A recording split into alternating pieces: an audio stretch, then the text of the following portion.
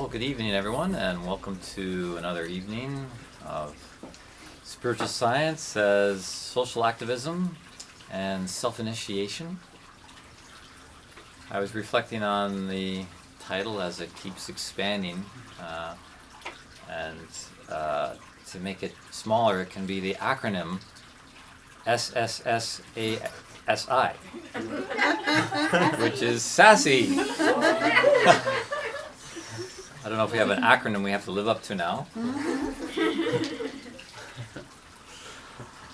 I want to start off with a phrase I'm going to repeat a few times over the course of the evening, which is the aim of the artisanship of the cosmos is to raise self-aware, self-directed, free will beings who live from a center of wisdom-based love and interdependent service. So if you didn't get that the first time, I'm going to repeat it over again. So that phrase, to me, is really the greatest ideal. That the craftsmanship, the artisanship of the cosmos is trying to engender self-aware, self-directed, free will beings who live from a center of love and interdependent service. Is there any greater ideal that one can imagine? To me, it seems really self-evident that that is what the artisanship of the cosmos is trying to do. Because we're seeing signs of that. We're seeing that in ourselves and in each other. Here in our little pad in this pond of the universe that we're in. So tonight we're going to be looking at where angels might fit into this picture of things. Things that we do not see. Are angels merely figment of our imaginations, our collective cultural imagination? What might the angelic realm look like? Well, we have images from classical mythology such as Cupid, that angel who has the power to set desire into motion, to direct in the human affairs. Often portrayed as this chubby little cherub shooting an arrow that's carved in stone and paintings from the Baroque period. That's certainly the product of the imaginations of the artists of that period. But is that really the last word on what angels may look like and feel like? In your imagination, does that fit? So, that's certainly what has become ubiquitous in our culture with greeting cards showing these little angelic beings with wings and so forth. But we're going to start off just for a brief moment where I want to hear from some of you. What are your ideas around angels? What you think they're about? And perhaps if you've had some sort of experience, encounter, that you feel is of an angelic nature. I read recently that over 2/3 of Americans that were polled believe that there are angels. And about 1/3 of all Americans say they have felt the presence of angels in their lives. And about half of all Americans believe in demonic beings as well. I thought those numbers were quite high, in fact. But I bet the numbers would be higher elsewhere in the world if we were to look. So there is a lot of belief in unseen beings still present in our civilization, despite the fact that the predominant conventional scientific paradigm really denies anything of a spiritual nature, be it angelic hierarchies or elemental beings, or the existence of the so-called dead beyond the grave. So let's just take a moment to see, what some of your thoughts are, or questions, or events of this nature that we can put into our collective pool. Yes. At this point, I actually wanted to recap a little bit of what I began in the first of this three-part series. This is actually the third part of a three-part series I've been doing called Spiritual Evolution. And the first one was on our origins of the cosmos, and then the previous one was about the campaign of consciousness up through sentient life and civilizations and into the future challenges of giving birth to consciousness. And so tonight really is to focus on our partnership with all the beings that are part of this campaign.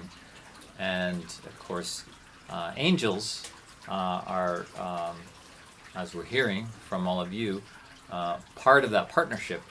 But in the fuller esoteric schooling around this, there is considered to be 9 echelons in the hierarchy of spiritual beings, of which angels are really the lowest, just above the human, which is the 10th hierarchy. And in the classic terminology, we have the angels, the archangels, the archai, and then the exousia, which the Hebrew people called Elohim in their spiritual teachings and in the Kabbalah, and then the Kyriadides and the Dynamis, and then the thrones, the cherubims and the seraphims. So there's actually a descending hierarchy of beings that have been working with us since our very beginning. And this is where we start to kind of flesh out a bit of what these beings are like, because we've got to get away from the greeting card image that kind of is like, well, I don't really know if I want to connect with that chubby little cherub or not. It's got this arrow, and I don't know what that's going to do when I get hit with it. So, in some sense, this hierarchy of spiritual beings is our spiritual parentage. And I talked in the first evening of Spiritual Evolution about how there has been these cycles of time, of which we're at the 4th incarnation of the Earth. In the esoteric parlance, the first incarnation was called Old Saturn, and then there was the Old Sun period, and then there was the Old Moon period, and now we're in the 4th stage of planetary incarnations or evolutions of a total of 7 stages to be. As with a plant goes through stages, so it does a planet. It goes through stages of growth, and we're really in the middle point right now.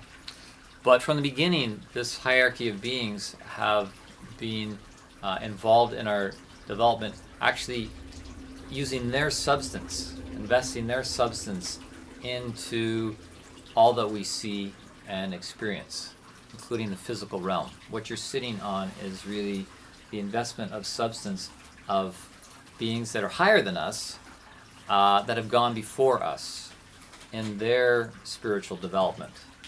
And that's a key point to get, is that they're actually evolving too. And they evolve as they work and do what they're called to do in the grand scheme of things. So, yeah, this is a key point to get, that everything is spiritual beingness, is the substance of spiritual beings, including your thoughts, including your thought energy.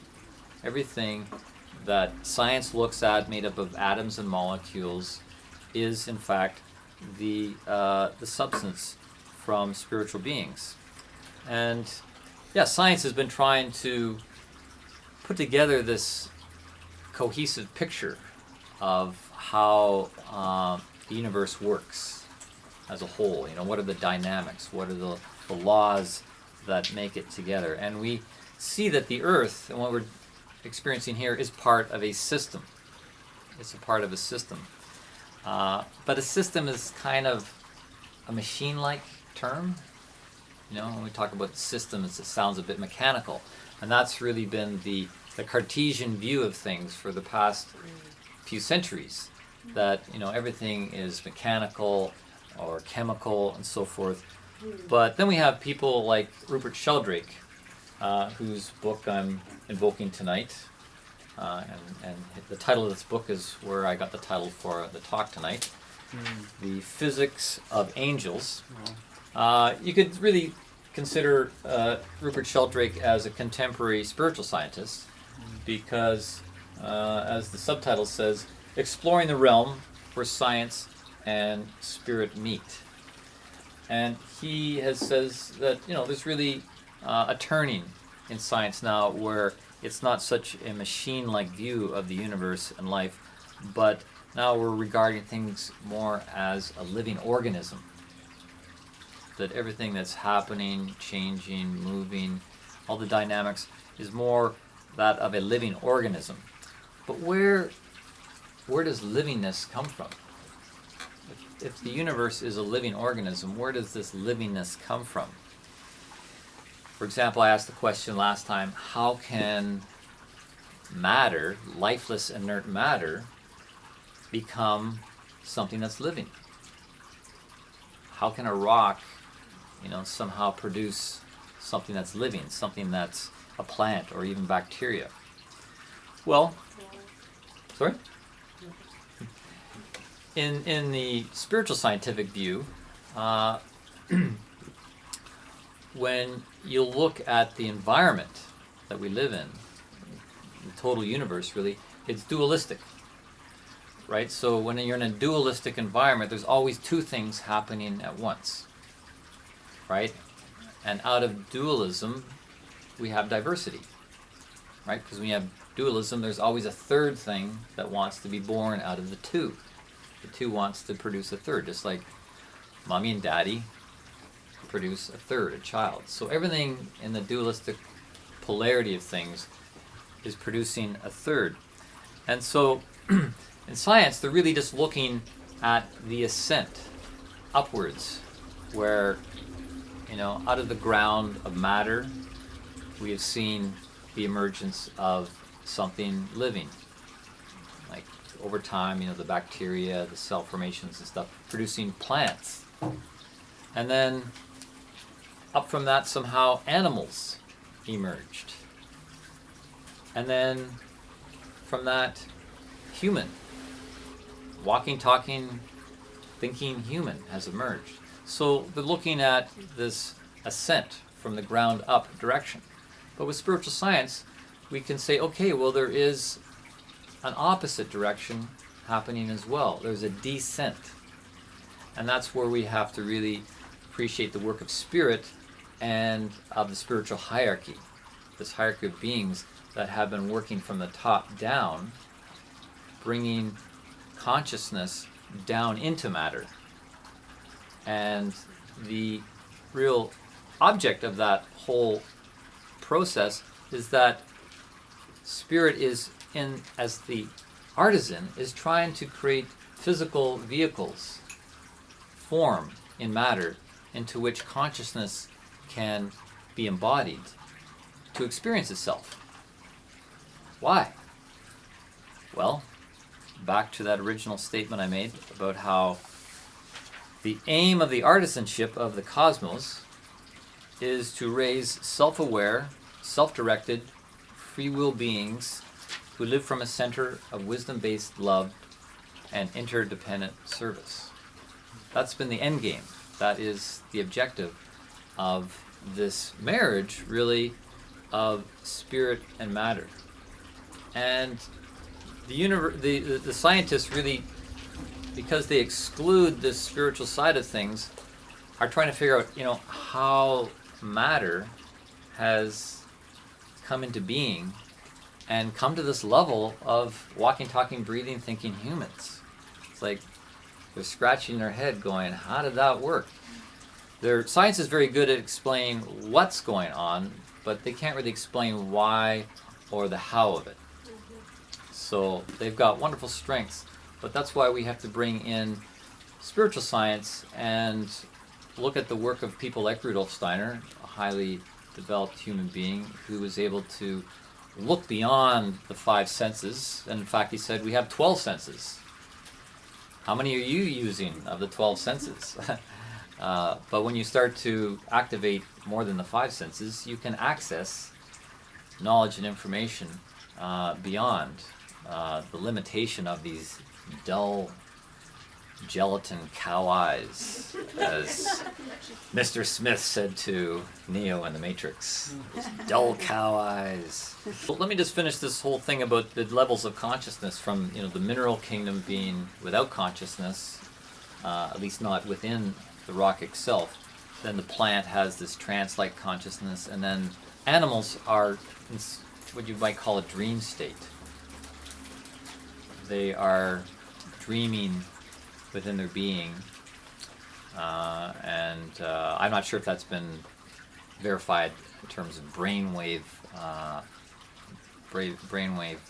hookup.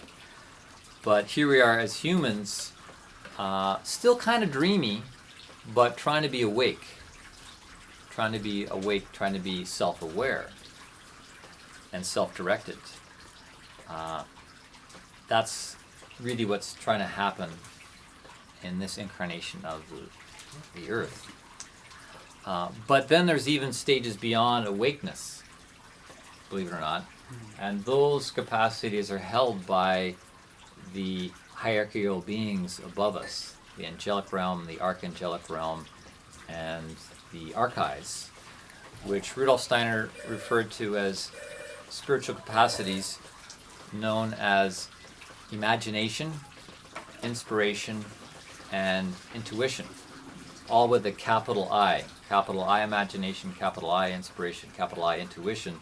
That differentiates it from just what we refer to as like, oh, you've got an active imagination, We're talking about the capacity to use mental picturing to move into the spiritual world, to once again move back into consciousness of the spiritual world through imaginative knowledge, or inspiration is, you could call it a higher form of clairaudience or spiritual hearing, and then intuition is a spiritual knowing. And that's we're working on that now. Even in our endeavor to wake up, we need to exercise those capacities, and we'll be doing that tonight. Because that's the new clairvoyance. We need to talk more about the new clairvoyance in contrast to the old clairvoyance. The old clairvoyance is really something of the tribal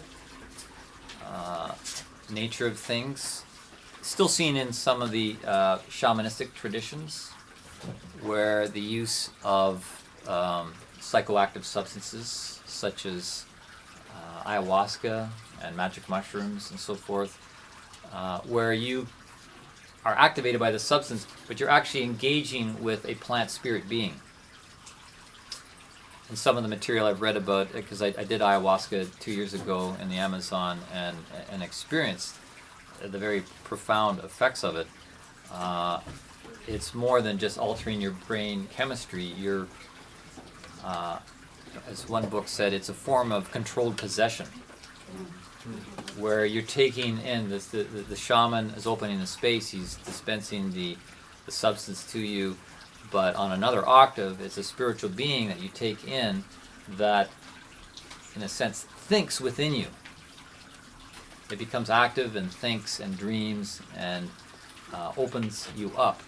And then as it wears off, the shaman closes the space and makes sure that the spirit of the plant is taken out of you as well, because it is, in a sense, a form of controlled possession. And that's one of the dangers of taking these substances, is that it still lives on in you. And I actually had to deal with that, because I did it 10 times over 2 weeks, rather strong brew where I was, and it affected me for months.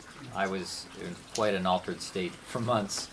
and realized after a while that I still had something in me. There was some spiritual remnants from the experience.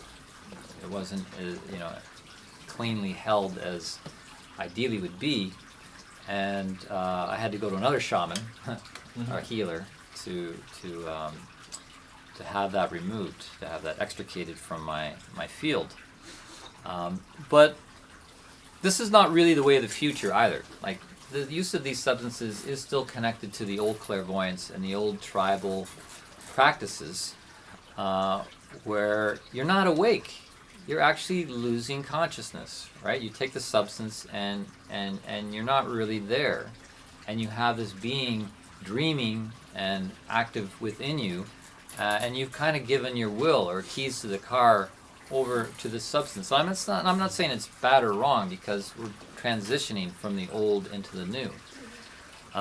But the idea with imagination, inspiration, and intuition is that you can access those realms out of your own will and in full waking consciousness.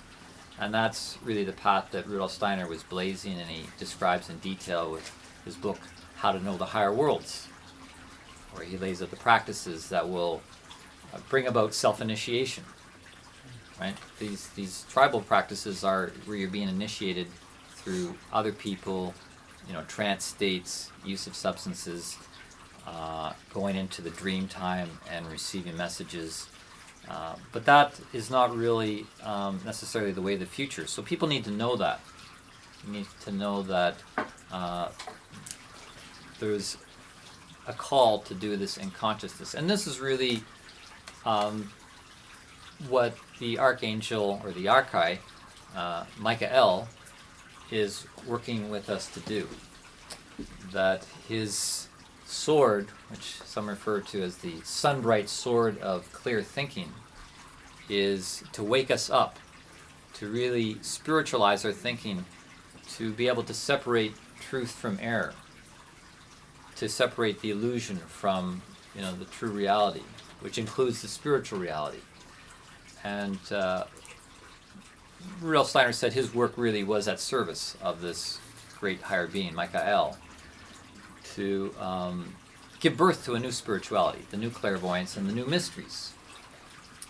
So, yeah, spiritual science really is being led by Michael to give birth to a new spiritualized thinking that has the intellect, the intelligence, reasoning, and all the things that have been coming on board over the past couple thousand years. And then now to bring on the new clairvoyance, the way a scientist would. The scientist is going to test this, he's going to weigh this, he's going to measure it, he's going to check that it's true, that it all fits. It's not wispy thinking, it's not new age hoping, believing, just it's clear, solid thinking, but spiritualized, where we again become integrated back into the spiritual world, the source, the foundation of all life and all matter. And this has been a transition for humans, because the spiritual hierarchy that we've been talking about actually, as I said, they kind of thought us into existence. They have thought us and dreamt us into existence, right into our physical carriage. But then they have thought in us. It's like, okay, I'm going to build the vessel, and now I'm going to think in that vessel. So a lot of our thinking and ideas are still coming from these angelic beings, the spiritual hierarchy. You get thoughts, you get ideas, things come out of the blue. Where do they come from? Is that just synapses of the brain and brain chemistry, the way science says it is? Or is it something descending down into you? Or something you bring up out of sleep when you're coming out of dreaming into waking? Yes, please. Is that from the Aboriginal thinking of dream time? Did Steiner learn about what they thought? Because they always talk about dream time. Yes, the dream time, that is of the old clairvoyance. To go into the dream time, to go into a trance state where you're not present in waking consciousness. So that is how the the old clairvoyance worked. You took the plant substance and you rode with its will into that dream time, and you had visions, and then you came back. But now we need to learn how to do that in full consciousness. So I call that cloud computing with the spiritual hierarchy, because they thought us into existence. Now they think in us, or they have been thinking in us. That's decreasing, because we have this I am. The human ego self has to begin thinking. We have to wake up and we have to spiritualize our thinking. But there's still this cloud computing thing where, like, they're still giving us thoughts, they're giving us directions, like you've all shared, you sense that a guardian angel was moving your body or giving you an idea, giving you direction in your life. But as the 10th hierarchy, we are bestowed now with this responsibility to dream ourselves and think ourselves into the future and manifest that outwardly. And ultimately, we're going to transform all matter. We're going to transform the planet, the solar system, into higher octaves of what it's going to be. Do that. But yes, it is all love in the sense that in the beginning it was all one, and the intention of it is love. Right? So everything that's diversified out of that is still informed by that love, even though we've got this polarity between, the light and the darkness that tries to overcome the light, and the light that tries to overcome the darkness, producing this rainbow of possibilities and beingness. We are really becoming a rainbow. Rudolf Steiner makes the interesting comment that we're all becoming as unique as one species of animal is from another. So, take a look around at each other right now, because we are going to become even more different from each other in our spiritual beingness because of our own unique wrestling with the light and the dark that is in us. Like, we are microcosms of the macrocosm. So we have these fallen forces within us. They're part of our makeup, right? So, they lie to us, but we can also lie to other people and deceive and trick and so forth. So, one way to characterize how they get at us is, they really try to pull us out of our center, pull us off balance. So you have these Luciferic beings that, in a sense, are spiritual levity. And then there's these other beings known as the Ahrimanic beings that are like spiritual gravity that pull us down. So the Luciferic beings want to unground us. They get us into ungrounding spirituality and ways of thinking that really, we think spirit is all that really matters. This is illusion. Doesn't matter what you do to the earth. And so it's very one-sided. On the other end, the Ahrimanic beings, they want to put a ceiling over us that says there's only the material realm. There is no spirit. It doesn't exist. And in a sense, our modern science is really in that box, the Ahrimanic box. And Rudolf Steiner warned about that 100 years ago, that we're heading down that path where the Ahrimanic forces really are setting up a deception. We're more, a trap that cuts people off from the spiritual source. And so we can look at each other, we can look at ourselves and see, am I being drawn too much in spiritual levity, or am I being drawn down into this trap of gravity? And we can look at it in ourselves. I remember when, early on in my pursuits, to be a spiritual Superman, I was so godly minded I was no earthly good. Couldn't do anything. I was really couldn't do anything. I was just like thinking, and I was like, oh, wow. Smoking the pot. And I was like, oh, yeah. It's like, how do you do that? I don't know how to hold down a job. So, I had to actually, like in my mid-20s, I ended up doing a program on computer programming. I had a period where I got into computer programming, and that's, really the realm of Ahriman. Ahriman in a way, gives us the gift of transforming matter into these technology. He gives us the genius of that. And so I had to get out of that luciferic realm and into the harmonic realm and get my left brain working and get grounded, because math is math. It's exact, right? So we have to take up a spiritual path that keeps us in balance and recognize, what do I need more of right now? Because that's nature's way. Nature is always seeking balance. It's always a little bit out of balance, coming back to the center. I was talking last time about the threefoldness of the human being. We have this thinking capacity, and we have this feeling capacity of the heart realm, and then we have this will connected to the limbs and connected to our metabolic and reproductive nature. And we need to maintain balance within that threefoldness. Some people are too much in their heads, some people are too much in their heart, some people are too much in their will. Just do it, get it done. So we need to develop them in a balanced way. The way this stool, the threefold stool, has to have each equal so they can work together.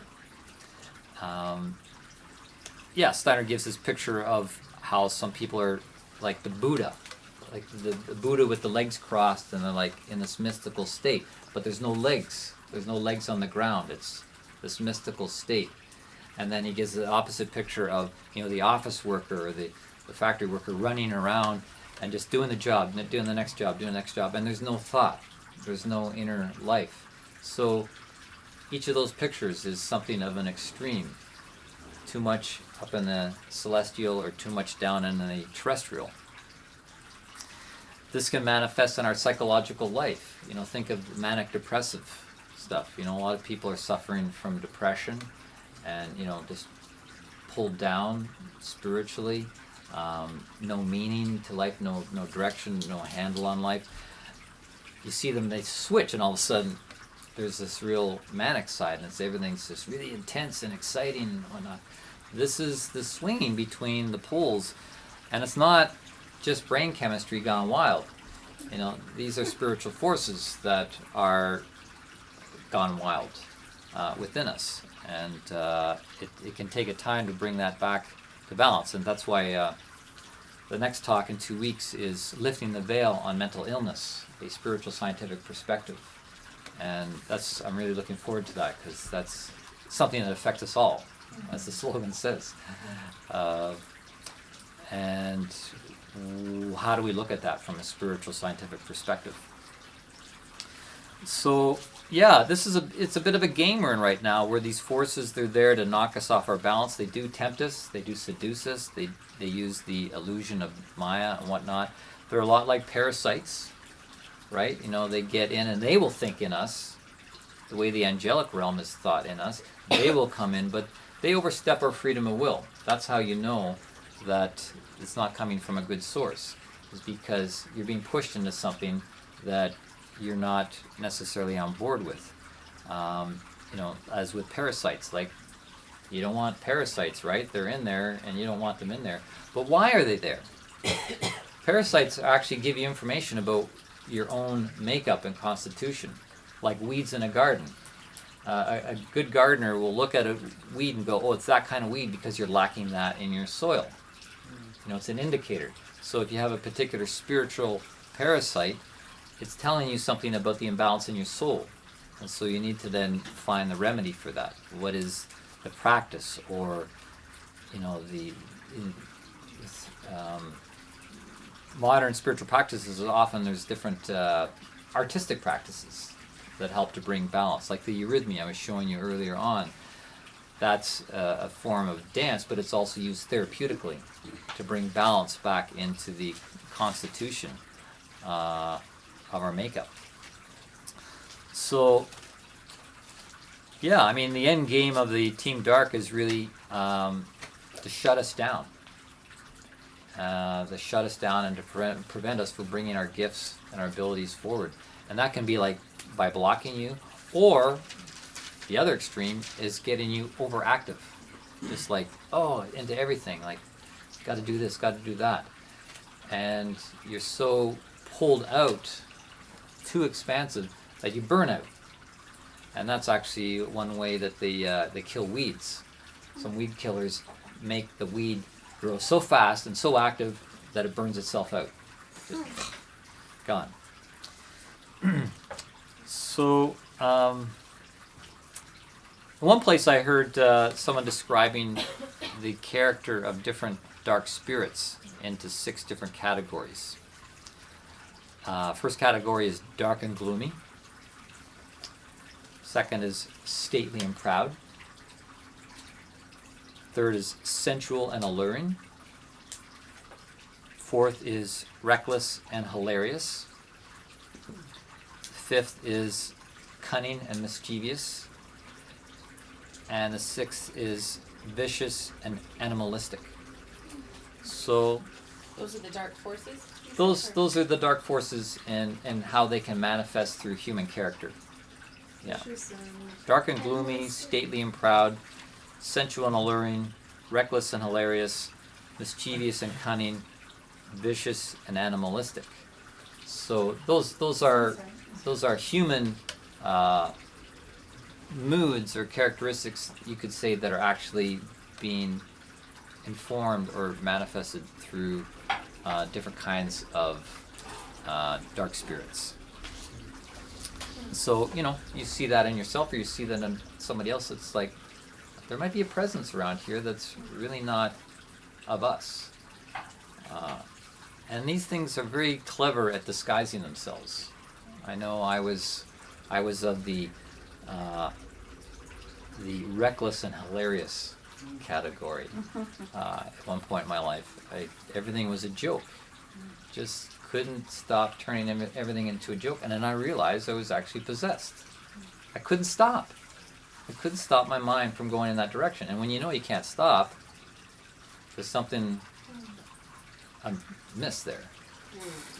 So, I had to, these things, these parasites sometimes take a while to work out. But when you get where you're putting in the right stuff, back to the garden analogy, the way you keep weeds out of your lawn is have really healthy, thick grass.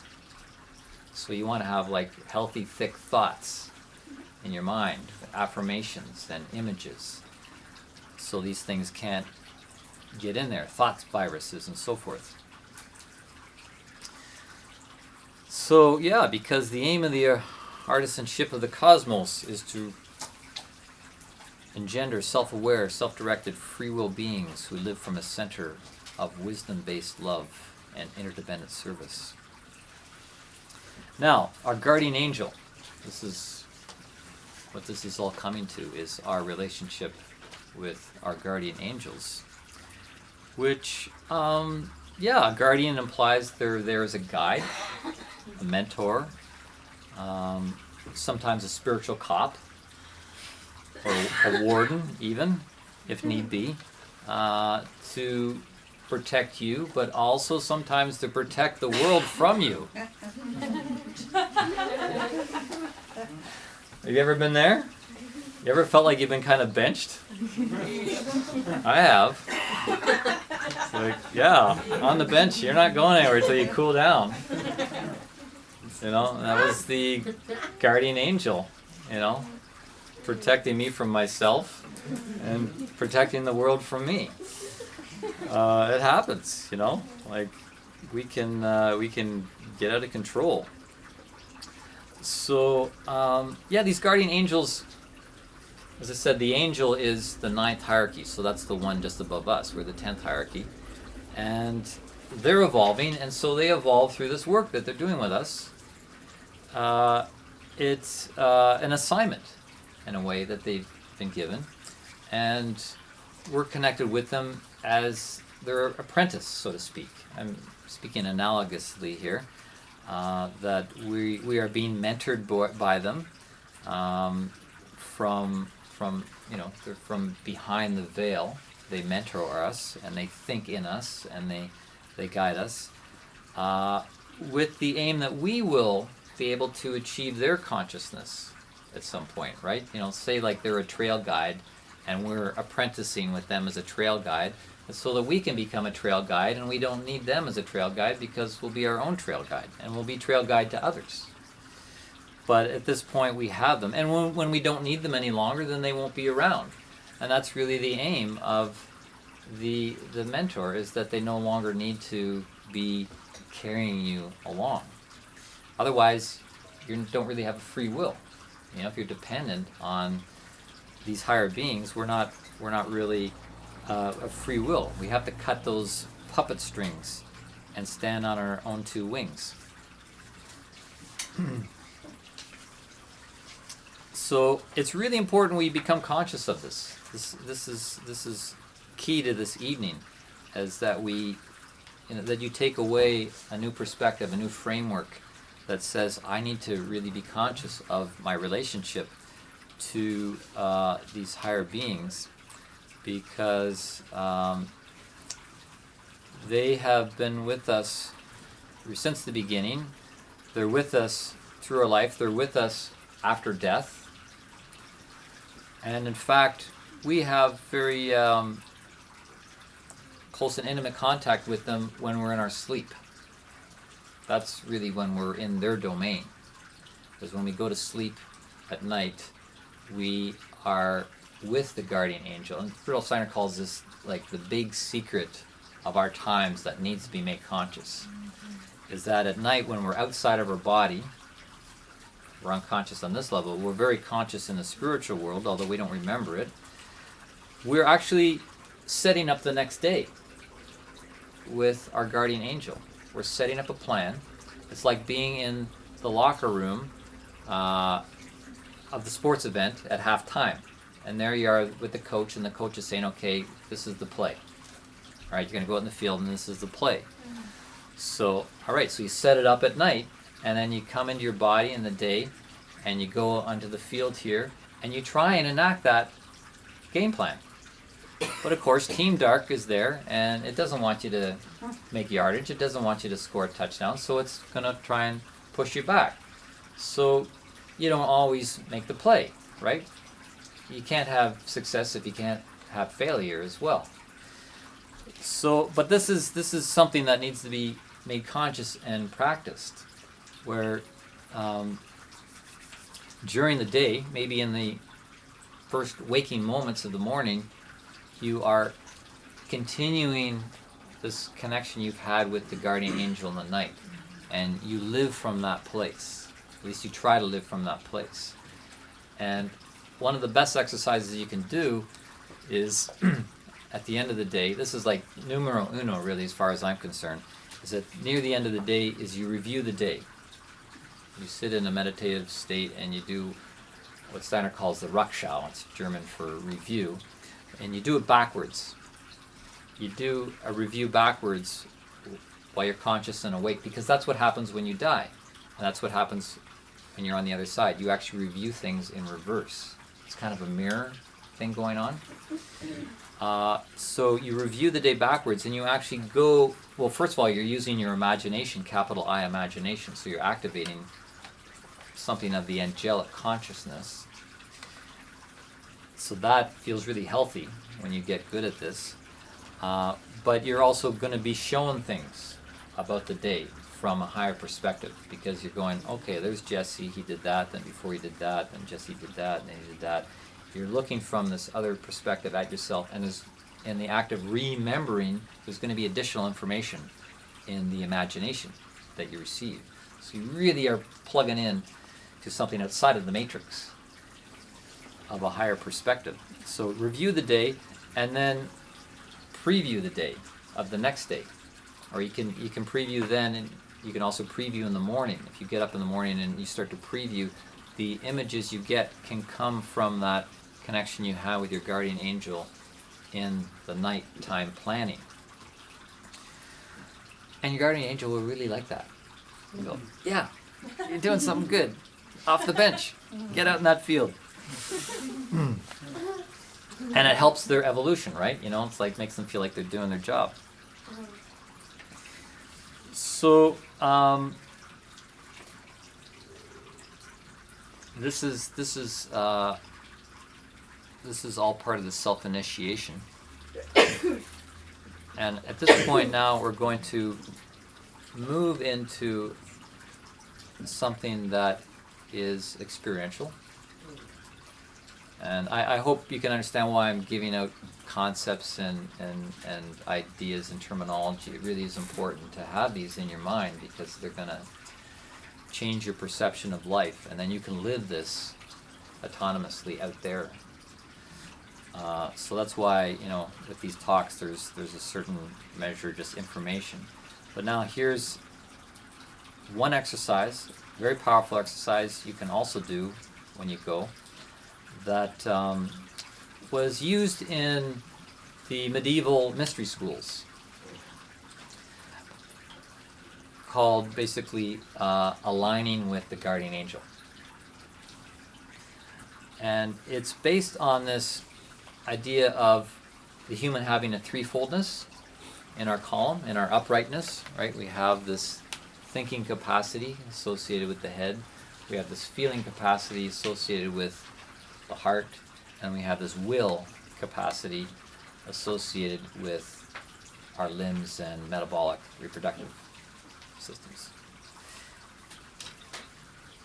The hierarchy is also in this column, but they are, because they've gone before us in their evolution, they're also kind of above us, you could say above us in the column. And they have a threefoldness too. And these higher angelic beings have something of a thinking capacity, a feeling capacity, and a will. Because they're kind of like us, but just a little further down the road. Although I have to qualify that they had their human evolution in different conditions of the earth, so we're able to have things that they don't have because conditions have changed, and so we have certain advantages. Yes? Do they have free will in the same way that we do? Well, that's why there's fallen angels, right? They went out, they exercised their free will to say, no, not right now, thank you. I'm going to take the car and go down this road. So, yeah, at least they're evolving, trying to evolve free will. That's, wisdom-based love. But within free will, there has to be the possibility of doing everything else than the right thing. So, in this practice we're going to do, it's really about aligning with the guardian angel, really as it sits in our column. So in this meditation, it's going to be best if you sit up, because we're going to be experiencing their thinking, their feeling, and their will in our spiritual column, but it's all shifted one level up, right? They're not sitting right on us, they're actually shifted up. So their thinking forces are above our head, their feeling forces are above our heart, and their will forces are in our heart area. And the aim of this is that you, if nothing else, you experience even just a tiny little sense of a presence there. It will be a seed mood that you can take away and feed and grow by repeating this exercise and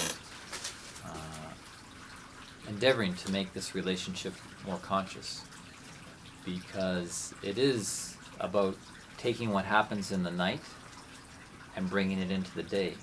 It's about bringing what happens after death and bringing it into the new incarnation. We're trying to evolve from, lowercase imagination to uppercase I imagination, like as a spiritual capacity. So, it's going to feel like, am I making that up? Well, in the end, we are generating these imaginations.